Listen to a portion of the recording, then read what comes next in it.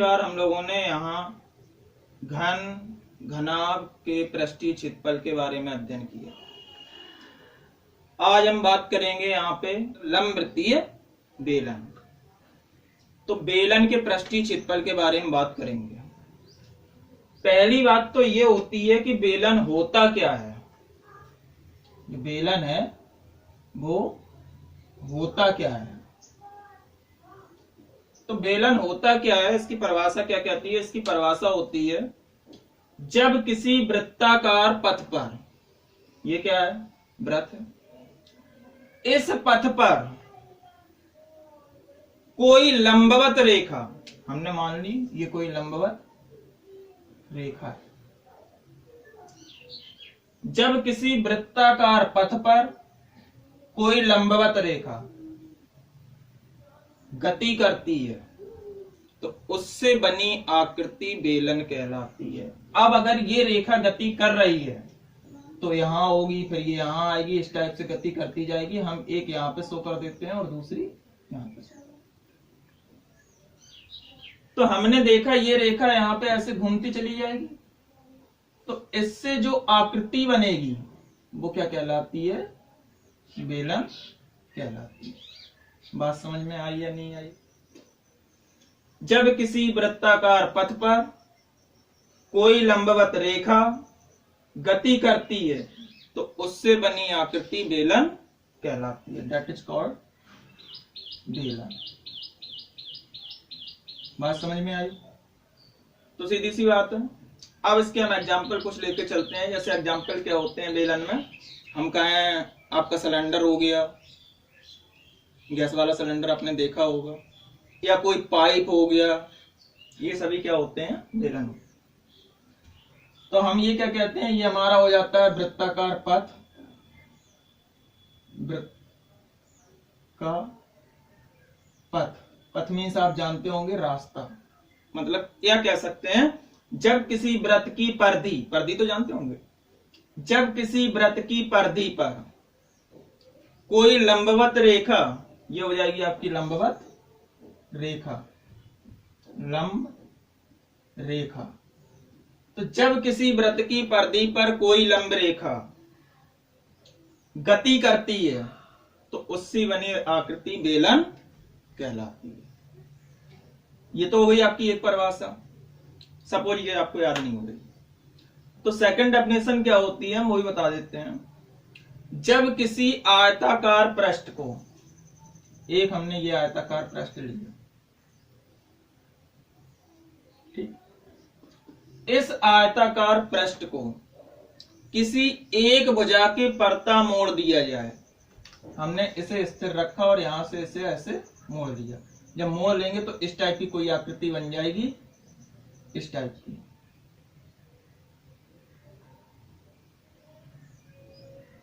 That is called बेलन।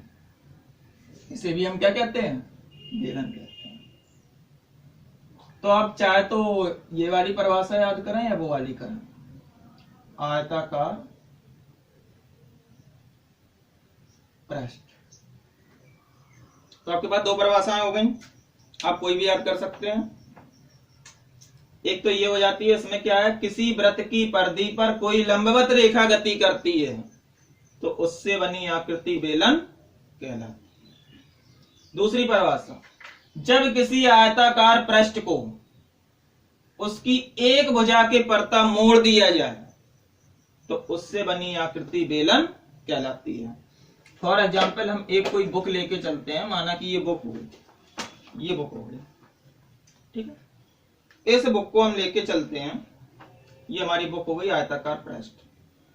जब हम इसे, ये मान लेंगे, जब हम इसे इस टाइप से मोड़ देंगे तो ये जो आकृति बन जाएगी, ये देखो, ये आकृति जो बन जाएगी वो हमारी क्या होगी, बेलन। बात समझ में आ रही नहीं आ रही। तो सीधी सी बात है, जब किसी आयताकार, हमने या थोड़ी देर के लिए पेज ले लेते हैं, ये आयताकार पृष्ठ हो गया। अब इसे हमें क्या करना है, इस वजह को स्थिर रखना है और इसे हम इस टाइप से मोड़ देते हैं। इस टाइप से हम इसे क्या कर देंगे, मोड़ देंगे। तो मोड़ देंगे तो मोड़ के हमारा क्या बन जाएगा, इस टाइप का बन जाएगा और दैट इज कॉल्ड बेलन। बात समझ में आ रही। तो हम क्या कहेंगे, किसी आयताकार पृष्ठ को उसकी एक भुजा के परता मोड़ दिया जाए तो भी बनी आकृति बेलन होगी, और अगर इसके परता से घुमा दिया जाए तो भी बनी आकृति बेलन होगी। बात समझ में आ रही? अगर हम इससे बात कर लें, इसकी परिधि के लंबवत रेखा जब कोई गति करती है, यहां इस टाइप से जाएगी, सब जगह जाएगी, तो हमने एक कंडीशन यहां ले ली, एक यहां ले ली, और इनको हम मिला देंगे तो क्या बन जाएगा, बेलन बन जाएगा। तो दोनों परिभाषाएं क्लियर। एक तो किसी वृत्त की परिधि के परता कोई लंबवत रेखा गति करती है तो उससे बनी आकृति बेलन कहलाती है। दूसरी परिभाषा ये भी हो जाती है, किसी आयताकार पृष्ठ को उसकी एक भुजा के परता घुमा दिया जाए या मोड़ दिया जाए तो बनी आकृति बेलन कहलाती है। तो जब हम बेलन के बारे में अध्ययन कर रहे हैं तो हमने दोनों परिभाषाएं बेलन की समझ ली, और अब मुझे समझ में आ गया बेलन होता क्या है। अच्छा, अब जब बेलन बन गया तो बेलन में हम एक चीज देखेंगे कि ये तो हो जाएगी हमारी हाइट h। अगर ये वाला पथ वृत्ताकार है तो यहां से यहां तक यहां केंद्र होगा वृत्त का, यहां से यहां तक ये क्या हो जाएगी, त्रिज्या r। केंद्र से परिधि तक की दूरी त्रिज्या कहलाती है, तो ये त्रिज्या r हो जाएगी, आपने वृत्त में पढ़ा होगा। और जो ऊंचाई है वो क्या हो जाएगी, h हो जाएगी। तो पिछली बार घन और घनाभ में मैंने अध्ययन किया था घन का पृष्ठीय क्षेत्रफल, तो हम यहां पे क्या बात करेंगे, बेलन का पृष्ठीय क्षेत्रफल। अब पृष्ठीय क्षेत्रफल मतलब कुल पृष्ठीय क्षेत्रफल, जिसे हम क्या कहते हैं, संपूर्ण पृष्ठ। ठीक है, वहां कहते थे पृष्ठीय क्षेत्रफल, यहां हम क्या कहेंगे, संपूर्ण पृष्ठ। तो जो संपूर्ण पृष्ठ हो जाएगा वो कितना हो जाएगा।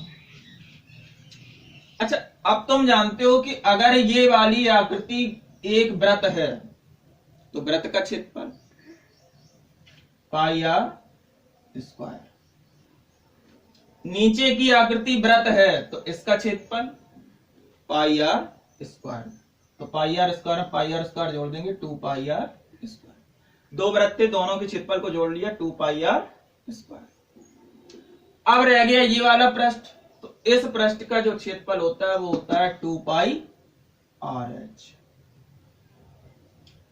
देखो, तुम्हें पता है ये जो आकृति यहां बीच में बन रही है ये एक आयत है, और आयत का क्षेत्रफल लंबाई गुणा चौड़ाई। लंबाई कितनी है, r और r 2r, और ऊंचाई कितनी है h। और हमने बताया था पाई का प्रयोग कब करते हैं, जब आकृति मुड़ी हुई हो। तो यहां हम देखेंगे ये मुड़ा हुआ है इसलिए पाई का यूज करेंगे। तो इसका क्षेत्रफल कितना आ जाएगा, 2 पाई RH, और that is pi r square, और that is pi r square. अब हमें चाहिए पूरे बेलन का, तो पूरे बेलन के लिए हम क्या कहेंगे, 2 pi RH plus pi r square plus pi r square. तो हो जाएगा 2 पाई RH प्लस 2 पाई r स्क्वायर। अब बुक में जो लिखा होगा वो इस टाइप से लिखा होगा। अब तुम देखोगे इन दोनों में कॉमन क्या है, 2 पाई r यहां पे भी है, यहां पे भी है, 2 पाई r को कॉमन कर लेना। जब आप यहां से 2 पाई r निकाल देंगे r बच जाएगा, और यहां से 2 पाई r निकाल देंगे तो h बच जाएगा। तो 2 पाई r h प्लस r या r प्लस h, ये फॉर्मूला आपकी बुक में लिखा होगा। अब अगर क्षेत्रफल है तो मात्रक वर्ग इकाई, क्योंकि ये क्षेत्रफल है इसलिए मात्रक क्या हो जाएगा, वर्ग इकाई। तो ये हो गया इसका संपूर्ण पृष्ठ, जिसे हम कहते हैं कुल पृष्ठीय क्षेत्रफल। पिछली बार घन और घनाभ में हमने देखा था एक तो संपूर्ण पृष्ठ और दूसरा वक्र पृष्ठ, जिसे हम कहते थे वहां पार्श्व पृष्ठीय क्षेत्रफल, चारों दीवारों का क्षेत्रफल। अब चूंकि वहां पे 4 दीवारें होती थी तो 4 दीवारों का होता था, यहां चारों ओर का क्या बनेगा, ये मुड़ा हुआ बनेगा आयत, और मुड़े हुए आयत को क्या कहोगे, वक्र। जो कर्व हो जाता है इस टाइप से हो जाएगा, इसे हम क्या कहने लगते हैं, वक्र।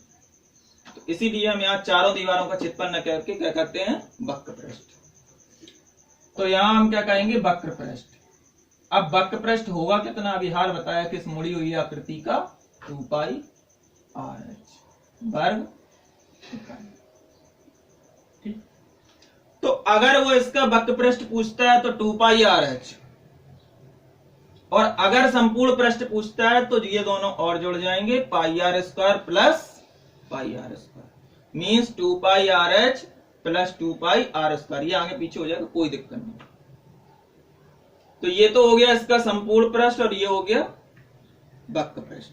बात समझ में आई या नहीं आई? तीसरी हम बात करते हैं इसके आयतन की। आप जानते हैं कि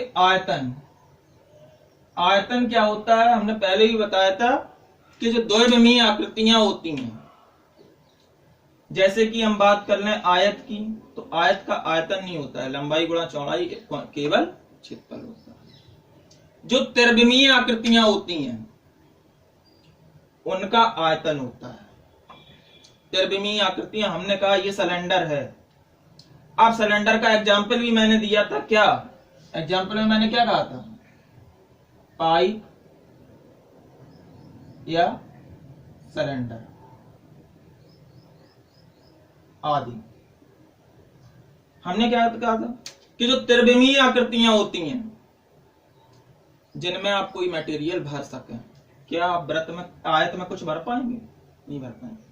लेकिन बात करें पाइप में, क्या आप पाइप में पानी नहीं भर सकते? बिल्कुल भर सकते हैं। अगर हम एक साइड से बंद कर दें तो वो टंकी बन जाएगी। तो पानी की टंकी भी कैसी होती है, बेलन के आकार की होती है। पाइप कैसा होता है, बेलन के आकार का होता है। सिलेंडर कैसा होता है, सिलेंडर में जिसमें गैस भरी रहती है, तो वो भी क्या होता है, इसी के आकार का। अब अगर उनमें सामान भर सकता है तो वो आकृति हो गई त्रिविमीय, और 3 विमाएं हो गई तो लंबाई, चौड़ाई और ऊंचाई। जब त्रिविमीय हो गई तो उसका क्या निकलेगा, आयतन। आयतन इसका होता है पाई, क्योंकि कर्व है इसलिए इसमें सब में पाई का यूज हो रहा है। तुमने देखा था घन और घनाभ में कहीं यूज नहीं हुआ। r²h। अब अगर यहाँ 2 विमाएं r और h थी तो वर्ग इकाई, यहाँ 3 विमाएं हो गई r और h, तो ये हो जाएगी घन इकाई। बात समझ में आई नहीं आई? तो आयतन हमेशा त्रिविमीय आकृतियों का निकलेगा, जबकि जो वक्र पृष्ठ होगा, पृष्ठ जो होता है, जो क्षेत्रफल होता है, वो निकलेगा तुम्हारी द्विविमीय। तो ये त्रिविमीय आकृतियों का हम अध्ययन कर रहे हैं। हमने स्टार्टिंग में टॉपिक में भी बताया था। तो ये 3 फॉर्मूले आप लोगों को याद करना है, इन्हें बिल्कुल दिमाग में बैठा लें और इन्हें याद करें, क्योंकि आपके जो क्वेश्चंस होंगे इन्हीं से लगेंगे। पिछले फॉर्मूले आप लोगों ने याद कर लिए होंगे, तो इन्हें आप लोग याद कर लें। एक बार इसकी परिभाषा पढ़ लें, बेलन के बारे में पढ़ लें। अब हम बात करेंगे जो हम लोगों के कल क्वेश्चन हमने आप लोगों को लगाने के लिए दिए थे, घन और घनाभ के। इसे आगे नहीं पढ़ा रहा क्योंकि कल के क्वेश्चन सॉल्व करवाने हैं, इसे बाद में डिस्कस करेंगे। ठीक है, इनको आज आप फॉर्मूले याद कर लें, बेलन के बारे में पढ़ लें, परिभाषा पढ़ लें और इसे फेयर नोट में कंप्लीट करें। अगली बार जब हम देखेंगे तो हम पहले इन फॉर्मूलों को देखेंगे, तब इनसे हम इन पे डिपेंड क्वेश्चंस कराएंगे। तो आज हम बात करेंगे किसकी, केवल जो पिछली वाली एक्सरसाइज थी उसके क्वेश्चंस की। इसमें फिर भी कोई समस्या हो तो आप पूछ लेना। तो पिछली एक्सरसाइज में हमने क्वेश्चन लगाने के लिए दिए थे, वो आप लोगों ने लगा लिए होंगे। उसमें पहला क्वेश्चन था, एक छड़ की अधिकतम लंबाई ज्ञात कीजिए।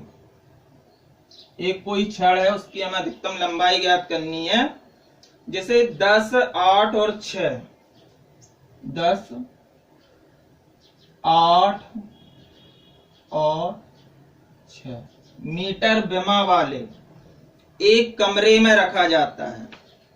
अच्छा, आप लोग जानते हैं कि ये कमरा घन के आकार का होगा कि घनाभ के आकार का? तो मैंने बताया था, जब तुम्हें 3 चीजें L, B और H दी जाएं, तो वो कमरा घनाभ के आकार का होगा। तो मैं भी पता था कि घनाभ में L, B, H होती है। ये मैंने मान लिया ये कोई कमरा है जो घनाभ के आकार का है। अब इसमें हमें एक छड़ रखनी है, तो हम जब छड़ रखेंगे तो क्या होगा, इस टाइप से रख जाएगी। और ये छड़ इस घनाभ का क्या होती है, विकर्ण। बात समझ में आई नहीं आई? क्वेश्चन को फिर से सुने। कहा गया है एक छड़ की अधिकतम लंबाई ज्ञात कीजिए जिसकी विमाएं 10, 8 और 6 मीटर हैं। तो सीधी सी बात है कि इसमें हम कितनी लंबी छड़ रख सकते हैं, जितना इसका विकर्ण होगा। और घनाभ का विकर्ण हम आप लोगों को पहले ही बता चुके हैं, क्या होता है, विकर्ण बराबर क्या होता था, under root L square plus B square plus H square. मैंने बताया था कि घनाभ का विकर्ण आप लोगों का क्या होता है, L square plus B square plus H square. L B H की वैल्यू हमें गिवन है, यहां हम पुट कर देंगे। तो अंडर रूट 10 का स्क्वायर प्लस 8 का स्क्वायर प्लस 6 का square, under root 100 plus 64 plus 36, add करेंगे अंडर रूट 200, तो यहां आ जाएगा आपका 10 रूट 2 क्या मीटर, इतना ही आएगा। तो आप चाहें तो यहां लिख सकते हैं छड़ की लंबाई बराबर विकर्ण की लंबाई बराबर इतनी। तो सबसे लंबी जो छड़ होगी इसकी कितनी हो जाएगी, 10 अंडर रूट 2। बात समझ में आ रही है नहीं आ रही? नेक्स्ट क्वेश्चन, इस क्वेश्चन में कोई समस्या?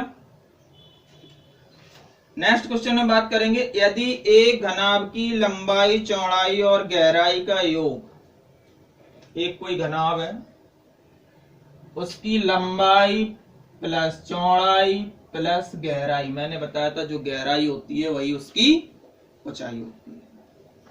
तो लंबाई, चौड़ाई और गहराई का योग यहां पे हमें दिया गया है, कितना है, 19 सेंटीमीटर। क्वेश्चन आप लोगों के पास है, मैंने कल दिए थे।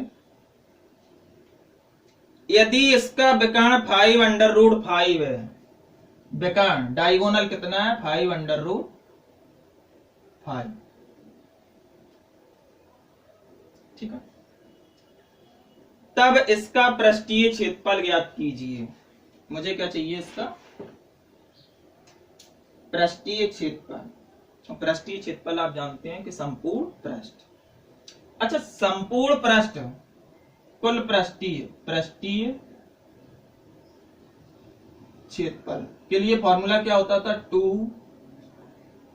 2LB plus BH plus HL, ये होता था। तो पृष्ठीय क्षेत्रफल के लिए आप लोगों को इतनी चीजों की जरूरत है। फिर से क्वेश्चन को एक बार सुन लें। एक घनाभ की लंबाई, चौड़ाई और गहराई का योग 19 है, इसका विकर्ण 5 अंडर रूट 5 है, तो इसका पृष्ठीय क्षेत्रफल ज्ञात कीजिए। तो मैंने एक चीज और बताई थी, जो चीज तुम्हें दी हो, विकर्ण दिया है तो विकर्ण का फॉर्मूला। अब विकर्ण का फॉर्मूला कहता क्या है, under root L square plus B square plus H square is equal to जितना दिया है 5 अंडर रूट। हमें स्क्वायर रूट हटाना है तो बोथ साइड स्क्वायरिंग, तो हम क्या कहेंगे, दोनों ओर वर्ग करने पर जब यहां हम स्क्वायर करेंगे तो क्या कहेंगे, under root L square plus B square plus H square का होल स्क्वायर, वर्ग लगा दिया। यहां वर्ग करेंगे तो 5 अंडर रूट 5 का होल स्क्वायर, ये स्क्वायर से रूट कैंसिल हो जाएगा तो आ जाएगा L square plus B square plus H square is equal to, यहां वर्ग करोगे 5 का 25 होता है और ये 5 हो जाएगा, तो आ जाएगा आपका 125। तो यहां से हमें वैल्यू मिल गई L square plus B square plus H square की, ठीक है। इसमें भी आप दोनों साइड वर्ग कर देंगे। जब यहां वर्ग करेंगे तो हम कहेंगे L plus B plus H का होल स्क्वायर यहाँ 19 का स्क्वायर। अब इसके होल स्क्वायर का फॉर्मूला होता क्या है? L square plus B square plus H square plus 2LB plus 2BH plus 2HL। यहाँ 19 का जब स्क्वायर करेंगे तो मल्टीप्लाई करके देख लेना, 19 इंटू 19। ठीक, जब 19 इंटू 19 आप करेंगे तो 9 9 जा 81, 8 कैरी, 9 1 जा 9 और 8 17, 1 से करा देंगे तो यह आ जाएगा 1, 9 और 8 16, 1 1 2 और 1 361। तो इसके स्क्वायर के प्लेस में हम क्या पुट कर देंगे? 361। ये आ जाएगा हमारा। अब हमें वैल्यू किसकी चाहिए? इसकी चाहिए कि ये वैल्यू अगर हमें मिल जाए हम यहाँ पुट कर देंगे, हमारा पृष्ठीय क्षेत्रफल आ जाएगा। तो देखते हैं क्या होता है। देखेंगे L square B square H square की वैल्यू हमारे पास पता है कितनी है? 125। तो हम क्या कहेंगे? 125 प्लस यहां से 2 कॉमन कर दें तो आ जाएगा L B plus B H plus H L is equal to 361। 361 इसे उस साइड जाके माइनस कर देंगे तो 2LB plus BH plus HL is equal to 361 minus 125। इसे घटाएंगे तो 11 में से 5 जाएंगे, यहाँ 6, यहाँ कितने रह जाएंगे तुम्हारे 5, 5 माइनस 2 3 और यहाँ रह जाएगा आपका 3, 3 माइनस 1 2। तो हमारा आ जाएगा 2LB plus BH plus HL is equal to 236। अच्छा, तुम जानते हो 2LB plus BH plus HL को हम कह सकते हैं पृष्ठीय क्षेत्रफल। तो ये आ जाएगा पृष्ठीय क्षेत्रफल। तो पृष्ठीय क्षेत्रफल बराबर हम क्या कहेंगे? 236 सेंटीमीटर स्क्वायर। यहाँ इसमें लगा लेंगे ये सेंटीमीटर, तो कोई दिक्कत नहीं है। क्वेश्चन को फिर से एक बार देख लें जल्दी से। तो आ गया है इसकी तीनों विमाओं का योग 19 है, इसका एक विकर्ण इतना है, तो इसका पृष्ठीय क्षेत्रफल ज्ञात कीजिए। तो जो हमें यहाँ विकर्ण दिया गया है तो हम विकर्ण का फॉर्मूला लगा देंगे, इक्वल कर देंगे 5√5 के। दोनों साइड वर्ग करेंगे, इसका जब वर्ग करेंगे तो ये रूट हट जाएगा, आ जाएगा L square plus B square plus H square. यहाँ जब 5 का वर्ग करेंगे 25, √5 का 5, इसका इसमें मल्टीप्लाई 125, तो ये वैल्यू हमारी आ जाएगी 125। अब जब हमें यहाँ ये भी दिया गया है तो हम इसका भी बोथ साइड स्क्वायरिंग कर देंगे, इज इक्वल टू 19 का स्क्वायर हो जाएगा। a plus B plus C का होल स्क्वायर आप लोग जानते होंगे, a square plus B square plus C square plus 2ab plus 2bc plus 2ca लगा देंगे। LBH है ABC की जगह तो LBH पुट कर लेंगे। अब इसकी वैल्यू हमें पता है कितनी है? 125 जो हमने पुट कर दी, प्लस यहाँ से हम 2 कॉमन कर लेंगे तो ये रह जाएगा इक्वल टू 361। ठीक है, 19 का स्क्वायर 361, इससे से माइनस कर देंगे 236, तो ये आ जाएगा हमारा पृष्ठीय क्षेत्रफल। नेक्स्ट क्वेश्चन के बारे में बात करते हैं। नेक्स्ट क्वेश्चन है हमारा, यदि ऊंचाई h और त्रिज्या r वाले, ऊंचाई h है और त्रिज्या r है। क्वेश्चन को एक बार पढ़ लें, ध्यान से समझ लें। तो हम यहां देखते हैं, यदि ऊंचाई h और त्रिज्या r वाले एक ठोस लंबवृत्तीय बेलन का पृष्ठीय क्षेत्रफल, ऊंचाई h और त्रिज्या r वाले एक ठोस लंबवृत्तीय बेलन का वक्र पृष्ठीय क्षेत्रफल, मतलब वक्र पृष्ठ, ठीक है, वक्र पृष्ठीय क्षेत्रफल, इसके कुल पृष्ठीय क्षेत्रफल का 1/3 है। 1/3 है किसका? कुल पृष्ठ का। ठीक है, तब h ज्ञात कीजिए। कोई दिक्कत नहीं, बिल्कुल सिंपल सा क्वेश्चन है। वक्र पृष्ठ मैंने अभी हाल बताया आपको बेलन का। बेलन का वक्र पृष्ठ क्या होता है? बेलन का वक्र पृष्ठ हमने अभी हाल बताया था आप लोगों को, क्या होता था? 2 पाई r एच, और इसका कुल पृष्ठ कितना होता है 2 pi R H plus 2 pi R square, यही तो होता है। यहां से आप देखेंगे 2 पाई आर कॉमन है, कॉमन होके यहां से कैंसिल हो जाएगा, यहां रह जाएगी h इज इक्वल टू 1/3। यहां क्या रह जाएगी देखो 2 पाई आर तो आप कॉमन निकाल के कैंसिल कर चुके हो, h प्लस आर ये आ जाएगा।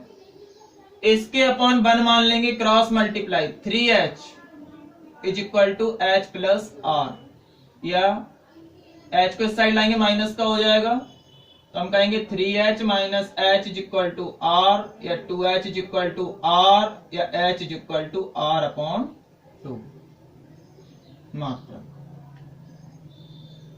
ये आ जाएगी। कोई किसी को दिक्कत? बिल्कुल सिंपल सा क्वेश्चन है। उसने कहा था कि एक कोई बेलन है जिसकी त्रिज्या r है और ऊंचाई h है, तो इसका जो वक्र पृष्ठ है वो 1/3 है कुल पृष्ठ का, तो ऊंचाई ज्ञात कीजिए। क्या फाइंड आउट करना था हमें? h is equal to find out करना। वक्र पृष्ठ दिया है तो वक्र पृष्ठ का फॉर्मूला 2 पाई आर एच, कुल पृष्ठ हमें पता है 2 pi R H plus 2 pi R square. यहां से जब हम 2 पाई आर कॉमन कर लेंगे, यहां आ जाएगा, इससे ये कैंसिल हो जाएगा, यहां रह जाएगा h, यहां 1/3 और h plus R, cross multiply 3h हो जाएगा, 1 का जब यहां कराएंगे तो h प्लस आर रहेगा, h को इस साइड लाएंगे माइनस का हो जाएगा, 3h minus h is equal to R, means 2h is equal to R, या h is equal to R upon 2। कोई दिक्कत नहीं है। नेक्स्ट क्वेश्चन देखते हैं, सिंपल सा है, आप आसानी से कर पाएंगे। एक बेलन में त्रिज्या दुगनी है तथा ऊंचाई आधी है, तो वक्र पृष्ठीय क्षेत्रफल होगा। मतलब वैसे बेलन की त्रिज्या r होती है और ऊंचाई h होती है, लेकिन वो कह रहा है कि जो त्रिज्या है वो क्या है, दुगनी है। सेकंड कंडीशन में त्रिज्या क्या हो जाती है, दुगनी, दुगनी कर दी।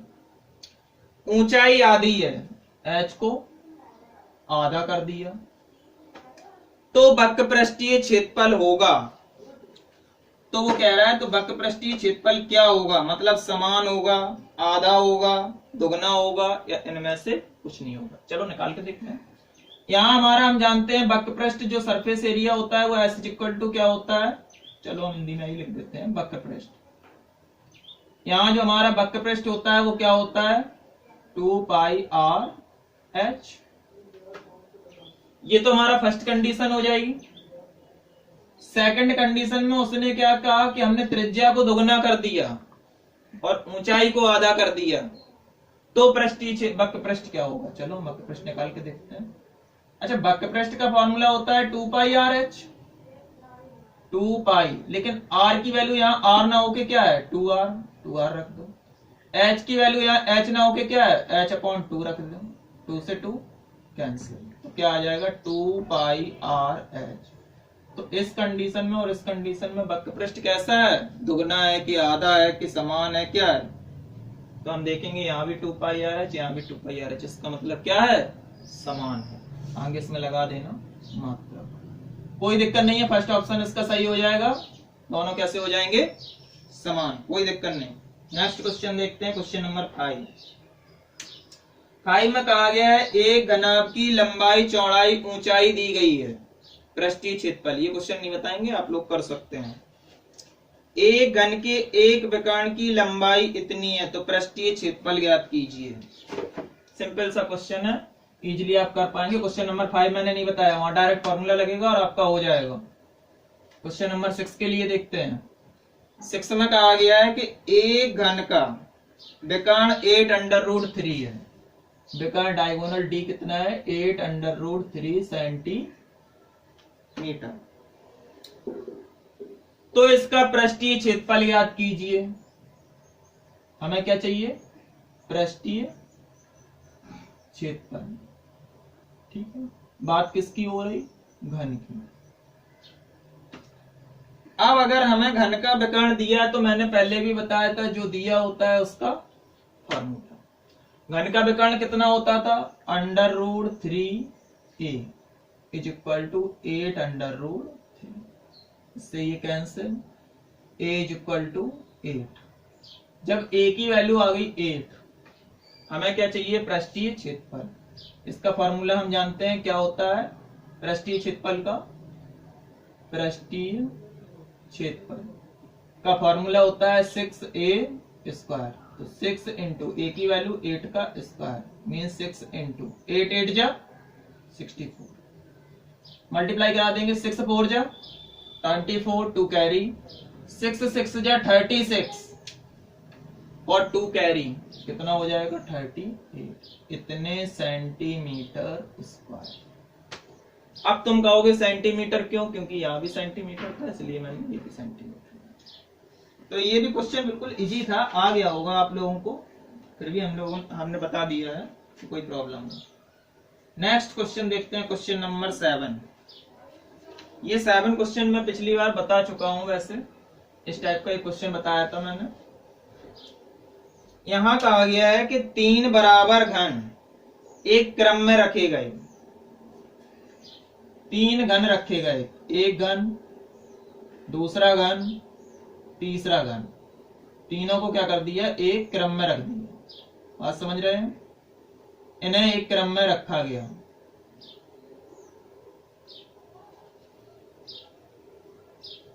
तब घनाभ के कुल पृष्ठीय क्षेत्रफल से तीनों घनों के पृष्ठीय क्षेत्रफल के योग का अनुपात ज्ञात कीजिए। बात को फिर से समझें। 3 घनों को जोड़ दिया मैंने, लेकिन उससे पहले ये क्या थे? अलग अलग थे ना, इस टाइप से। तो वो कह रहा है घनाभ के पृष्ठीय क्षेत्रफल से, किसके? घनाभ के कुल पृष्ठीय क्षेत्रफल से तीनों घनों के अलग अलग पृष्ठीय क्षेत्रफलों के योग का अनुपात। तो घनाभ का पहले कुल पृष्ठीय, घनाभ का डायरेक्ट निकाल लेते हैं। घनाभ का कुल पृष्ठ क्या हो जाएगा? आप देखेंगे इसकी भुजा ये a होती है, तो इसकी भी a होगी और a। कैसे क्वेश्चन को समझ? उसने पहले ही कहा था कि तीनों बराबर घन है, तो तीनों की क्या हो जाएगी? a। अब अच्छा, इसकी ऊंचाई कितनी होगी? a। यहां से चौड़ाई कितनी होगी? a। तो जो नया हमारा घनाभ बना, इसकी लंबाई टोटल कितनी हो गई? यहां से यहां तक 3a, लेकिन चौड़ाई a और ऊंचाई भी a। अब घनाभ का कुल पृष्ठ होता कितना है? 2lb plus bh plus hL, ये तो होता है।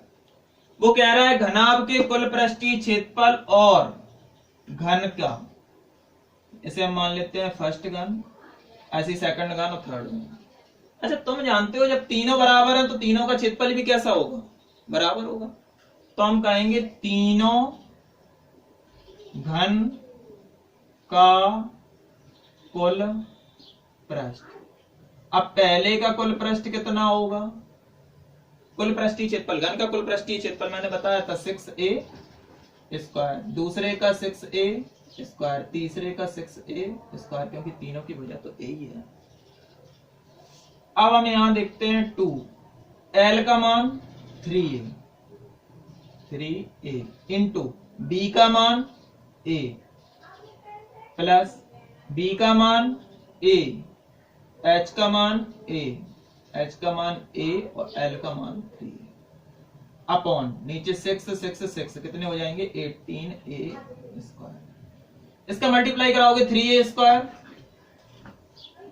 Plus a square plus 3a square upon 18a square.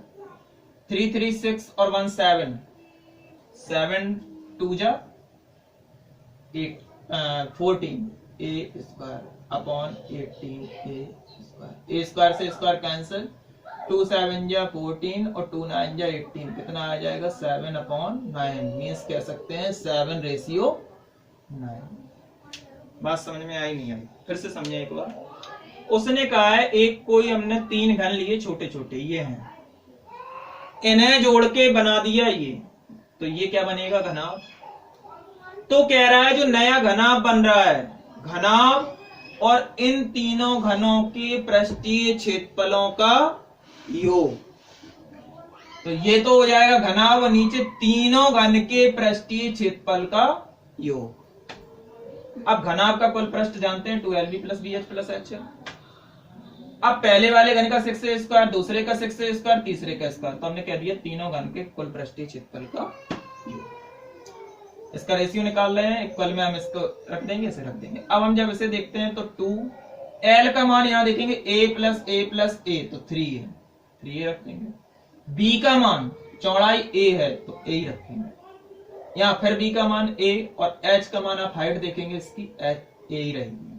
तो ऐसे हम इसे सॉल्व कर देंगे, 3a² a², 3a², इन्हें जोड़ेंगे 3 3 6 और 1 7 और 7 दूनी 14, तो 14a² और नीचे 18, इससे से कैंसिल कर देंगे, 7/9 आ जाएगा। कोई दिक्कत नहीं है, आप लगाएंगे प्रैक्टिस से आ जाएगा।